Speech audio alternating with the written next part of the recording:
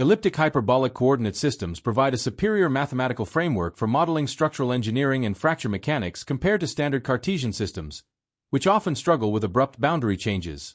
While Cartesian grids require complex piecewise logic that can break the underlying calculus at a crack's edge, hyperbolic lines naturally wrap around these defects, baking the geometry directly into the mathematical system for more stable, continuous calculations. This approach is particularly effective for visualizing stress concentrations at sharp crack tips, where intense tension zones form that can lead to structural failure if the localized burden becomes too great. In real-world materials like steel, these theoretical spikes are mitigated by plastic deformation zones, often resembling a lobed dog bone shape, where the metal permanently stretches to prevent an immediate snap.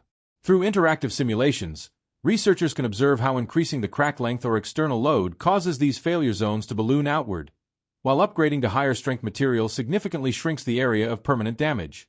Ultimately, by utilizing a single continuous parameter to sweep across both the top and bottom faces of a crack, this method eliminates numerical cliffs and ensures that structural loads are evaluated smoothly across the entire geometric boundary.